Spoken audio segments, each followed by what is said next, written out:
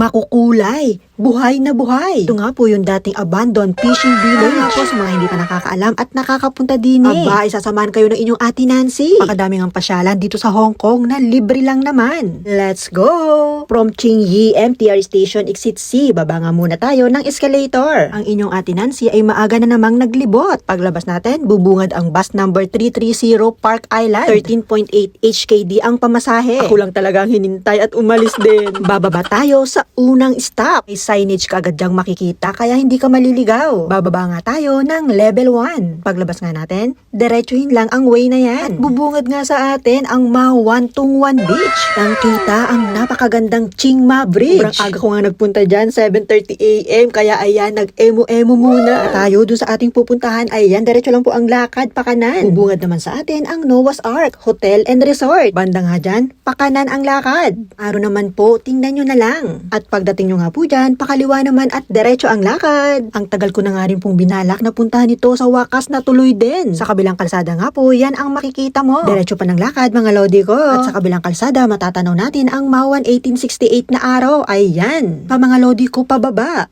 Sobrang tahimik ng lugar, nakaka-relax. Lakad pa nga mga lodi ko, exercise yan. Hindi ka nga maliligaw kasi dyan pa lang matatanaw mo na ang village. Makukulay. At nandito na nga tayo sa Mawan 1868. Welcome. Ay siya dali at nang makapag-selfie na. Sobrang ganda ng spot dito. Tapos may dadaan pang eroplano. At ang inyong Ate Nancy nga ay nagre-ready na para sa ating content. Hala, sige, takbo, samantalain habang wala pang tao. At pagbalik nga natin, kung natandaan nyo yung may malaking shell, doon po tayo sasakay. 2:30 hour ang number ng bus. Bye again mga lodi ko. Enjoy. Thank you so much.